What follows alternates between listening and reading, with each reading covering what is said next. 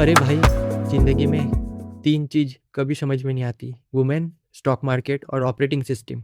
और आज हम ओएस को ऐसे समझेंगे कि तेरी दादी भी बोलेंगी बेटा ये तो मेरे पीजी वार्डन के जैसा है। अब पीजी में क्या होता है, एक बिल्डिंग है, ये तेरा हार्डवेयर है, फिजिकल चीज़ जैसे कंप्यूटर का RAM, CPU, hard drive, room है, ये मेमोरी है, किचन है, बाथरूम है, टीवी है, ये शेयर्ड रिसोर्सेस है। और ऑब्वियसली स्टूडेंट्स है जो पीजी में रहते हैं, ये प्रोग्राम और एप्लीकेशंस है जो तेरे कंप्यूटर पे चलते हैं।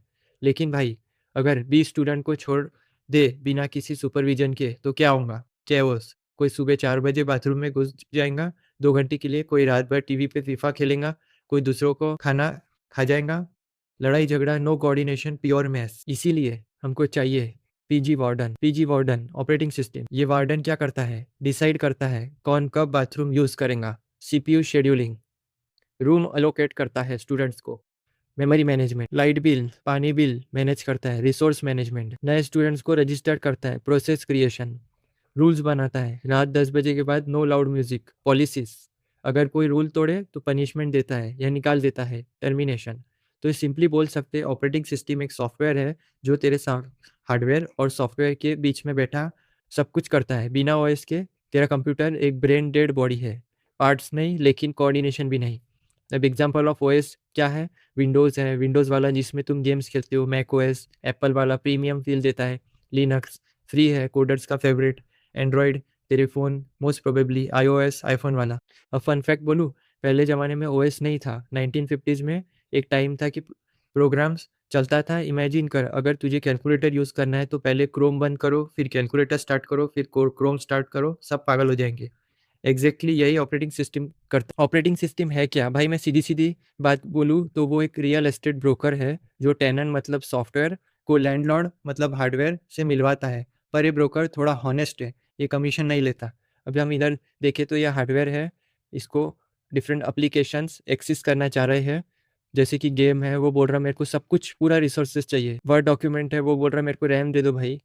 क्रोम बोल रहा है CPU time please increase the CPU time please. VS Code बोल रहा है मेरे को कोड एग्जीक्यूट करना, और व्हाट्सअप बोल रहा है अभी मैं चैटिंग पे करना है, वीडियोस भेजना है, तो मेरे को भी रिसोर्सेज चाहिए। तो ये कमीशन फ्री एजेंट क्या करेगा, प्रॉपरली हार्डवेयर को सॉफ्टवेयर के डिफरेंट एप्लीकेशन से मिलवाएगा विदाउट ट्रांजिशन सर्विस और विदाउट ट्रांजिशन ब्रोकरेज फीस।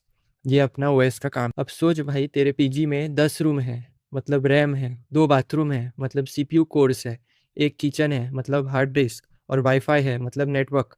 अब 15 स्टूडेंट्स आ गए रहने, कैसे मैनेज करेंगे? ये ओएस का काम है। हार्डवेयर बोलता है भाई मेरे पास लिमिटेड रिसोर्स है, सॉफ्टवेयर बोलते हैं मुझे तो चाहिए ही चाहिए और चाहिए और चाहिए। बीच में ओएस आता है, रुक बेटा मैं देखता हूँ कौन कितना डिजर्व करता है। जैसे वार्डन डिसाइड करता है कि कौन सी रूम किसको मिलेंगी, कौन पहले बाथरूम यूज करेगा, प्रायोरिटी शेड्यूलिंग, किचन का टाइम स्लॉट क्या होगा, एग्जैक्टली वैसे ही ओएस डिसाइड करता है कि कौन सा प्रोग्राम कब चलेगा, कितनी मेमोरी किसको मिलेंगी, सीपीयू का अटेंशन कब मिलेगा। अब सबसे इंपॉर्टेंट सिक्योरिटी, जैसे वार्डन बाहर वालों को अंदर नहीं आने देता, वैसे ही ओएस वायरसेस और मालवेयर को सिस्टम में घुसने से रोकता है। तेरा डेटा सेफ है क्योंकि ओएस रात को भी जाकर गार्डिंग कर रहा है। इमेजिन कर, तेरा पीजी में वार्डन नहीं है। फर्स्ट डे सब लोग खुश, बढ़िया एकदम, फ्रीडम ही फ्रीडम भाई। सेकेंड डे बाथरूम के लिए लाइन, थर्ड डे लाइन के में झगड़ा, फोर्थ डे फूंगा बिना ओएस के, फुल स्केल वॉर, ये मेरा रूम है, किचन में सोना पड़ेगा, पूरी तोड़ फोड़ वॉर लाइक सिचुएशन, बाथरूम में तुम खाना पका रहे, रूम ओपन होगा, रैम साहब 500 MB दे दो प्लीज। रैम बोलेगा ठीक है भाई, तब तक वर्ड आएगा, रैम भाई मुझे भी 200 MB चाहिए। रैम कंफ्यूज, वेट करो किसको किसका दूं, फिर गेम ओपन होगा, मुझे 4 GB चाहिए अभी के अभी। रैम पागल हो जाएगा, कौन हो तुम लोग? और प्रॉब्लम ये है कि बिना ओएस के हर सॉफ्टवेयर को डायरेक्टली हार्डवेयर की लैंग्वेज बोलनी पड़ेगी। मतलब क्रोम को पता होना चाहिए कि इंटेल का सीपीयू कैसे काम करता है, एएमडी का अलग ही है, एआरएम का अलग ही है। ये तो ऐसा हुआ कि तुझे पीजी में रहना है तो पहले सिविल इंजीनियरिंग सीखो, बिल्डिंग का स्ट्रक्चर क्या है वो सीखो, और बाद में पीजी में रहो। रिजल्ट, ये तो हर प्रोग्राम पीएचडी लेवल का नॉलेज रखना पड़ेगा। सिस्टम क्रैश होते ही इसलिए ओएस आया। तुम लोग अपना अपना काम करो, हार्डवेयर से मैं बात करूंगा। Middle management eight is finest, जो स्ट्रॉन्ग हैवी एप्लीकेशन रहेगा वो बोलेगा मुझे ज़्यादा सीपीयू टाइम चाहिए। क्रोम बोलेगा रैम पूरा का पूरा मेरा है, छोटे एप्लीकेशंस भाड़ में जाए। बाद में फाइल्स, उसका तो अता पता नहीं, वो तुम्हारी उड़ जाएंगी। इसलिए नो सिस्टम विदाउट ओएस, और जंगल राज मतलब विदाउट ओएस के कंप्यूटर चला। अब वही है, अगर कंप्यूटर ढाबे के रिलेशन से बात करें हम, तो विदाउट क्या होगा, सारे के सारे एप्लीकेशन भागेंगे। VS कोड, क्रोम, मेरे को रिसोर्सेज दो, CPU कंफ्यूज, विदाउट मैनेजर ये एक्सेस होंगे, डायरेक्ट किचन एक्सेस, मतलब डिजास्टर। और वही अगर ओएस आ गया, ओएस मैनेजर आ गया, तो वो क्या होगा, कस्टम ऑर्डर लेगा मैनेजर, बाद में किचन को भी बोलेगा कि ये ऑर्डर तैयार करो, और एप्लीकेशंस को भी बताएगा कि तुमको इतना इतना रिसोर्सेज मिल सकता है। अगर तुमको GPU को एक्सेस करना है, अगर तुमको CPU को एक्सेस करना है, रैम शेफ को एक्सेस करना है, तो पहले ओएस से बात करो, उसके बाद ही क्रोम को मिलेगा भाई मेमोरी दो, फुल GPU चाहिए, VS कोड बोलेगा थोड़ा और CPU मिलेगा, तो वो गेम बोलेगा मेरे को पूरा का पूरा GPU चाहिए। तो जो भी चाहिए वो पहले ओएस से बात करो। यूजर रिक्वेस्ट जाएंगे पहले ओएस ट्रांसलेशन पे, फिर बाद में हार्डवेयर टास्क पे, और फिर बाद में एग्जीक्यूशन होगा। ये चेन को आप कोई ब्रेक नहीं कर सकता, आपको डायरेक्ट ही GPU नहीं मिल सकता। अब भाई टाइम मशीन में बैठ चलते हैं 1940s में, वो जमाना जब कंप्यूटर रूम साइज का होता था और इंसान का साइज का फोन होता था। वेट, फोन भी नहीं होता था, जंगल राज था, जो पहले आया उसका रूम, बाकी सब रो सकते हैं। 1940s मतलब नो ओएस ईरा, या फिर नकली ओएस बोल सकते हैं हम। पहले कंप्यूटर में ओएस नहीं होता था, इंजीनियर्स डायरेक्टली वायर्स लगाते थे, प्रोग्राम्स करते थे। एनायक नाम का कंप्यूटर था, 30 टन का वेट था, पूरा कमरा वो घेर लेता था। प्रोग्रामिंग करनी पड़ती थी, केबल्स निकालो, नया कनेक्शन लगाओ, एक एडिशनल काम करना है तो उसके लिए पूरा दिन लग जाता था। ये था प्लग बोर्ड इरा। सोचो, हर बार नया प्रोग्राम, नए वायर्स, इलेक्ट्रिशियन नहीं प्रोग्रामर्स बनना था लोगों को, इलेक्ट्रिशियन नहीं और प्रोग्रामर्स बनना था लोगों को। 1950s बैच प्रोसेसिंग इरा, लाइन में लगो और काम करो। अब ये क्या हुआ, लोग अपने अपने प्रोग्राम्स पंच कार्ड में लिखने लगे। कार्ड में होल करना पड़ता था, फिर कार्ड ऑपरेटर्स को देना पड़ता था, ऑपरेटर सब कार्ड कलेक्ट करता था, कंप्यूटर्स में डालता था, आउटपुट आता था, फिर बाद में वो वापिस जो आउटपुट आया उसको डिस्ट्रीब्यूट करता था।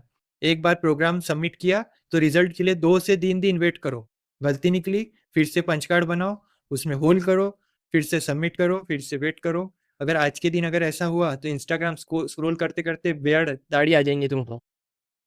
फिर बाद में आया 1960s का समय, multi programming, sharing is caring. IBM ने सोचा भाई कंप्यूटर इतना महंगा है, एक प्रोग्राम के लिए पूरा टाइम क्यों वेस्ट करना, IO को क्यों वेट कराना, तो हम क्या करेंगे, मल्टी प्रोग्रामिंग इंट्रोड्यूस करेंगे। एक प्रोग्राम IO वेट कर रहा है, चलो दूसरा प्रोग्राम रन करते हैं, स्मार्ट, ऐसे कंप्यूटर का यूटिलाइजेशन बढ़ा। ये था IBM OS 360, पहला मेजर कमर्शियल OS। एक काम नहीं है, ठीक है, दूसरे कंप्यूटर्स को यूज करो। तो जॉब 1, जॉब 2, जॉब 3 सब मल्टी प्रोग्रामिंग के साथ काम कर रहे हैं और उसका यूटिलाइजेशन मैक्सिमम हो रहा है। ये स्मार्ट वार्डन था थोड़ा। फिर बाद में आया 1970s, टाइम शेयरिंग, सबके लिए थोड़ा थोड़ा। यूनिक्स आया, डेनिस रिची और केन ने 80 लैब्स में। फिर आया 1970s का समय, टाइम शेयरिंग, सबके लिए थोड़ा थोड़ा। यूनिक्स आया, डेनिस रिची और केन ने 80 बेल लैब्स में बनाया। टाइम शेयरिंग मतलब मल्टीपल यूजर, एक कंप्यूटर, सबको थोड़ा थोड़ा टाइम मिलेगा। टर्मिनल लगाओ, काम करो, लॉग आउट करो, टर्मिनल लगाओ, काम करो, लॉग आउट करो। कॉलेज जब जैसे एक सर्वर पे 20 टर्मिनल यूनिक्स ने 20 टर्मिनल यूज करते, वैसे यूनिक्स ने सी लैंग्वेज भी दिया, आज भी वो यूज होती है। 1970 सबका टाइम आएगा, मल्टीपल टर्मिनल्स पे आप काम कर सकते हो। बाद में 1980s का समय, पर्सनल कंप्यूटर्स, अपना कंप्यूटर। माइक्रोसॉफ्ट ने डीडॉस, डिस्क ऑपरेटिंग सिस्टम बनाया। IBM PC आया, घर घर में कंप्यूटर्स आने लगे। GU का कंसेप्ट आया, एप्पल ने लीसा और मैकिंटोश निकाला। माउस आया, क्लिक करो काम हो। डॉस में टाइप करना पड़ता था, DIR फाइल देखने के लिए यूज करना पड़ता था। अब फोल्डर पे क्लिक करो, फोल्डर ओपन, फाइल्स डालो, सब कुछ। फिर 1990s का समय आया, सुंदर बॉर्डन का, जब GUI रिवॉल्यूशन हुआ, क्लिक करो, जस्ट क्लिक एंड गो। अगस्त 25, 1995, दुनिया बदल गई। विंडोज 95 लॉन्च हुआ और स्टार्ट बटन ने सब कुछ बदल दिया।